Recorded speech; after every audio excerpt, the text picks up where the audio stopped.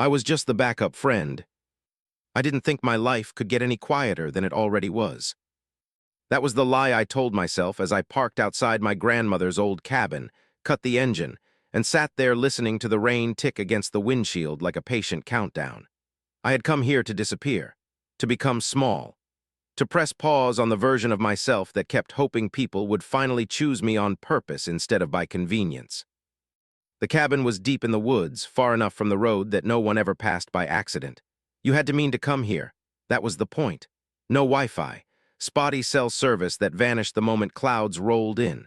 Just trees, rain, and the slow ache of time stretching out with nothing to distract me from it. After Chloe left, I needed that ache. She hadn't been cruel about it. That almost made it worse. She'd been gentle, apologetic, careful, like she was returning a borrowed sweater she'd never quite wanted in the first place. She said all the right things, said I was wonderful, said I deserved someone who could love me fully. She just wasn't that person. I told myself I was done with love, done with wanting, done with letting anyone see the soft parts of me that kept bruising so easily. I packed a bag, grabbed a stack of books I had no intention of reading, and drove until the trees closed in and the world felt far away enough to breathe again. The cabin smelled like damp wood and cedar when I opened the door. Familiar, safe, the kind of place that didn't ask questions or expect explanations. I dropped my bag by the door, lit a fire, and let the quiet settle into my bones. I was alone. Or at least I thought I was. The sound of tires crunching on gravel sliced through the stillness less than an hour later. I froze. No one came here uninvited. No one even knew I was here except my sister, and I'd been ignoring her calls on purpose. My first instinct was irritation, sharp and defensive. My second was something worse, a twist of disappointment that I hadn't managed to disappear as completely as I'd hoped. I moved to the window and peered out through the rain-streaked glass. My stomach dropped. The truck was old and unmistakable, its faded seafoam paint dulled by years of weather and work. The sight of it unlocked 100 memories I hadn't touched in years. Summer dust, muddy boots, laughter that didn't need explaining. Maeve. Of course it was Maeve. She climbed out of the truck slowly, stretching like the drive had settled deep into her bones. She looked exactly the same and somehow completely different. Tall, solid, grounded in a way I'd never been. Worn jeans, flannel shirt, boots already splattered with mud. Her long blonde hair was pulled into a loose braid that was coming undone strand by strand. Maeve had always been like that, effortlessly present, never trying, never needing to prove anything. She was also, as far as I had always known, unquestionably straight. Which was why my chest tightened in a way that felt both familiar and deeply inconvenient. We de-grown up side by side, our houses separated by blackberry bushes and years of shared history. She was the friend you called when you needed help moving furniture or fixing something that had broken. The friend who showed up without drama and left without expectation. The backup friend. The kind of person you leaned on without ever really seeing. I opened the door just as she reached the porch, a cardboard box balanced awkwardly in her arms. Groceries, by the look of it.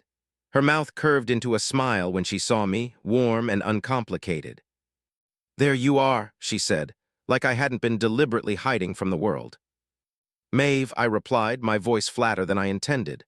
"What are you doing here?" She opened her mouth to answer. And then the porch betrayed her. It happened too fast to stop.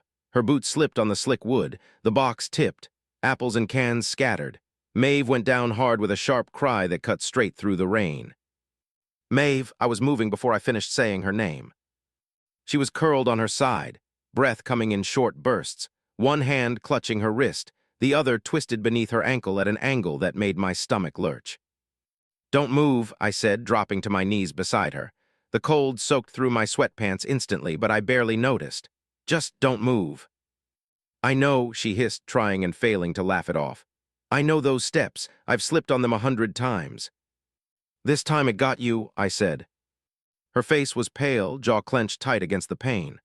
I reached out without thinking, my hands already assessing, steady in a way the rest of me hadn't been for weeks. "Ankle's bad," I murmured. "Wrist too." "Fantastic," she muttered. Getting her inside was awkward and painful, and far more intimate than either of us commented on. She leaned heavily against me, her arms slung over my shoulders, her weight solid and real in a way that made my breath catch. She smelled like rain and pine and something else, something that tugged at memories I hadn't given permission to surface. I got her onto the couch and propped her leg up, my movements efficient, careful, deliberately impersonal. The sky outside darkened, clouds thickening like a bruise spreading across the horizon. "My phone's in the truck," she said. "We should call someone." "No signal," I replied automatically. "Not when a storm's coming." She exhaled slowly, eyes closing for a moment. "Of course." I wrapped her ankle and wrist as best I could, my fingers brushing her skin more than necessary despite my efforts. Every accidental touch sent a strange current up my arm, something electric and unsettling. Maeve watched me quietly. "Why did you come here?" I asked, unable to keep the edge out of my voice. She hesitated, then said softly, "Your sister called, she was worried." "Of course she did. I told her I wanted to be alone." "I know," Maeve said, "but wanting and needing aren't always the same thing." The words landed heavier than they should have. The storm hit that night with a fury that felt personal. Wind battered the cabin. Rain hammered the roof. The power flickered once, twice, then died completely. I lit the lamps in silence, their warm glow throwing shadows across the walls. The world shrank to the space between us, the crackle of fire, the sound of rain. I gave Maeve my bed and took the couch. I told myself it was practical, that it meant nothing. But the cabin felt different with her in it, smaller, charged. The next morning, the problem we'd both been avoiding finally surfaced. "I need a shower," Maeve said, cheeks flushed, "but with my wrist." She didn't finish the sentence. I stared at the wall behind her, every muscle in my body going rigid. The thought of it, of her vulnerability, of the closeness it would require, sent panic skittering through me. "I can manage," she added quickly. "A washcloth's fine." "No," I said before I could stop myself. She looked up, surprised. "No," I repeated more quietly. "I'll help." The bathroom was small, too small. Steam fogged the mirror almost instantly, blurring the edges of everything I was trying not to see too clearly. I moved stiffly, clinically, helping her undress like it was a task I could complete without consequence if I didn't think too hard. I was lying to myself. Every detail registered anyway. The strength in her shoulders, the quiet trust in the way she turned her back to me, the vulnerability she didn't make a spectacle of. I washed her hair first, focusing on the task like it was an anchor keeping me from drifting somewhere dangerous. The scent of shampoo filled the space, sharp and clean. When she sighed, just a little, I felt something inside me crack. I finished as quickly as I could, my heart pounding like I'd just run miles instead of standing still. When it was over, I escaped the bathroom and leaned against the counter, hands shaking. I told myself it was nothing. Just helping a friend. Just doing the right thing. But as the storm raged on outside and Maeve moved carefully through my space like she belonged there, a thought I didn't want began to take shape. I had always been the backup. The one people leaned on, relied on, underestimated. And somehow, without meaning to, I had just stepped into a moment that was going to change that, whether I was ready or not. Caretaker is just another word for invisible. By the third day, the storm had settled into something steady and relentless, like it had decided it wasn't leaving any time soon. And neither, apparently, was Maeve. The roads were flooded. The signal was gone completely now. We were cut off in a way that felt less like an inconvenience and more like a quiet verdict. This is what you wanted, I told myself. Isolation, silence, no expectations. Except now I had expectations again. They just weren't mine. I fell into the role without discussion or gratitude ceremonies. I cooked. I fetched firewood. I helped her move from bed to couch, from couch to bathroom, from chair to chair. I learned how to anticipate her needs before she asked, because I'd been doing that my entire life for people who never noticed. Caretaker, reliable, easy. Invisible. Maeve thanked me every time. That somehow made it worse. She never acted entitled, never complained, never treated me like help, and yet the dynamic was familiar in a way that made my chest ache. I was useful, necessary, safe.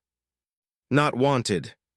She sat by the window most afternoons, sketching with her good hand, her injured ankle propped up, her face calm and unreadable. I tried not to watch her. I failed constantly. There was something grounding about her stillness, something that made my own restlessness feel loud and exposed. When my sister finally got through on the satellite phone late that night, her voice crackled with relief. "Thank God," she said. "I was starting to panic." "I'm fine," I said. "We're fine." "Maeve told me she slipped. You're taking care of her, right?" "Of course she did." "Yes," I said. "I'm taking care of her." "Good," my sister replied, already moving on. "You're good at that." The call ended, and I stared at the dark screen longer than necessary. "You're good at that?" Not "you matter," not "are you okay," just confirmation that I was fulfilling my role. Later, when I brought Maeve her tea, she noticed my mood immediately. "You okay?" she asked. "Fine." She studied me for a moment, that steady gaze making me feel like I was standing in front of a mirror I didn't control. "You don't have to do all this alone," she said gently. I almost laughed. "That's kind of my thing," I replied. She didn't smile. That night, while helping her shower again, something shifted. Not in the steam or the proximity, but in the silence. It wasn't awkward anymore. It was heavy, loaded. When I turned away to give her privacy, she said quietly, "You always take care of everyone." I froze. "And no one ever takes care of you," she added. The words landed with unsettling accuracy. "You don't know that," I said. "I think I do," she replied. Afterward, I lay awake on the couch, staring at the ceiling while the fire burned low. My mind replayed old memories, times I'd been passed over, talked over, underestimated. Jobs where I was the dependable one but never the promoted one. Relationships where I was safe but never chosen. And here I was again, needed, trusted, but still unseen. The next morning, a truck pulled up outside the cabin. My heart jumped until I saw who it was. A local contractor I vaguely recognized, someone my grandmother used to hire. He took one look at me when I opened the door, his eyes flicking past me toward the cabin interior. "You the homeowner?" he asked. "No," I said, "but—" He brushed past me without apology. "Where's the injured one?" Something hot and bitter rose in my throat. Maeve emerged from the bedroom slowly, leaning on her crutch. His entire posture changed. Respect, attention, deference. I watched it happen in real time and felt something click into place. This wasn't just about me being overlooked. It was about who people decided mattered. And for the first time since the storm began, I had the unsettling sense that Maeve wasn't nearly as powerless or as simple as everyone assumed. Including me. Everyone thought she was helpless. The contractor didn't stay long, but the shift he left behind lingered in the air like smoke after a fire. I watched him direct his questions to Maeve, even though she was seated, even though I was the one standing between him and the door, the one who had lived in this space for days now. He spoke to her carefully, respectfully. He barely looked at me. It shouldn't have mattered. I told myself that. I told myself I was imagining the sting, that I was tired, emotionally raw, overly sensitive. But the truth settled heavy in my chest. I had been dismissed without a second thought. Again, after he left, I busied myself stacking firewood with more force than necessary. My movements were sharp, angry, loud in the quiet cabin. "You didn't have to do that," Maeve said from behind me. I paused. "Do what?" "Disappear." I turned to face her, frustration flaring hot. "I didn't disappear, I was right here." She held my gaze, calm as ever. "Exactly." The words hit harder than any accusation could have. Later that afternoon, a call finally came through on the satellite phone. I expected my sister again, or maybe a neighbor checking on the storm damage. Instead, Maeve's expression changed the moment she heard the voice on the other end. Her posture shifted, straightened, something sharp and focused slid into place behind her eyes. "Yes," she said. "I'm aware. No, it won't wait. Reroute it." I tried not to listen. I failed. "I don't care how inconvenient it is," she continued. "If the permits aren't secured, it stops. That's not a suggestion." She hung up and noticed me staring. "Work?" I asked, trying to sound casual. "Something like that," she replied. I didn't push, but the pieces didn't fit the version of Maeve I thought I knew. The quiet friend, the reliable helper, the woman who showed up without ever taking up space. That night, as I helped her shower, she finally spoke what I hadn't dared to ask. "Do you ever wonder why people underestimate you?" she asked softly. I swallowed all the time. "They mistake kindness for weakness," she said. "It's convenient for them." Her words lingered with me long after I left the bathroom. The next day, the road partially cleared. A luxury SUV, completely out of place on the muddy track, pulled up to the cabin. Two people stepped out, dressed sharply, phones already in hand. They spoke to Maeve like she was exactly where she belonged. They barely acknowledged me. I watched, stunned, as Maeve issued calm instructions, negotiated timelines, and made decisions that affected things far beyond this little cabin in the woods. She wasn't just competent. She was powerful. And suddenly all the moments I'd brushed off, her confidence, her stillness, the way people instinctively deferred to her, snapped into focus. After they left, I confronted her. "Who are you?" I asked. She smiled sadly, someone who got tired of being underestimated. The irony wasn't lost on either of us. For the first time, I saw myself reflected in her, not as the helper, not as the background character, but as someone who had been quietly surviving a world that rewarded arrogance over humility. And for the first time, I wondered if maybe this storm hadn't trapped us here by accident. The truth she was hiding from everyone. After the SUV disappeared down the muddy road, the cabin felt different, like the walls had shifted, like the quiet now carried weight instead of emptiness. I tried to return to the routines that had steadied me, boiling water for tea, feeding the fire, keeping my hands busy so my mind wouldn't spiral. But nothing fit the same way anymore. The version of Maeve I thought I knew had cracked open, and what I'd glimpsed inside made it impossible to go back to pretending. She noticed, of course. Maeve always noticed. "You're being careful with me," she said that evening. "I always have been." She shook her head. "No, this is different." The fire popped loudly between us, sending sparks up the chimney. Outside, the rain had softened to a drizzle, the storm finally losing its grip. "I didn't tell you because I didn't want it to change anything," she said. "It already has," I replied. She took a breath, steady and deliberate. "I run a regional development firm, infrastructure, emergency housing. Most of what we do never makes headlines." I stared at her, pieces clicking together with painful clarity. The calls, the deference, the way people listened. "Why keep it quiet?" I asked. "Because the moment people know, they stop seeing me," she said. "They see what they can get." The words landed close to home. She looked at me then, not with pity, not with authority, but with something raw and honest. "I grew up being told I was too much in the wrong ways and not enough in the right ones, too quiet, too plain, too assumed." I laughed softly, a bitter sound. "Welcome to the club." That night, while I helped her shower, the air between us felt charged, not with tension, but with recognition. Two people who had learned the same survival skill from opposite directions. Later, lying awake, I realized something uncomfortable. I hadn't just underestimated her. I had been projecting my own fear onto her, assuming she was safe to care for because she couldn't leave, couldn't choose differently, couldn't hurt me. The next morning, my sister arrived unannounced, relief quickly turning into thinly veiled judgment. "You look exhausted," she said. "This is a lot for one person." Before I could respond, Maeve spoke. "She's doing exactly what she always does," Maeve said calmly, "carrying more than anyone ever notices." My sister blinked, caught off guard. For once, someone else saw it. After she left, I felt something loosen in my chest, not healed, but acknowledged. Maeve met my eyes. "You deserve to be seen," she said, "not because you're useful, because you're you." I didn't trust myself to answer. That night, as the storm finally broke for good, I realized the truth wasn't just about who Maeve was. It was about who I'd been taught to believe I was. And that belief was starting to crack. Instant karma comes quietly. The storm left without ceremony. One morning, I opened the door and the air felt different, cleaner, lighter, like the world had exhaled.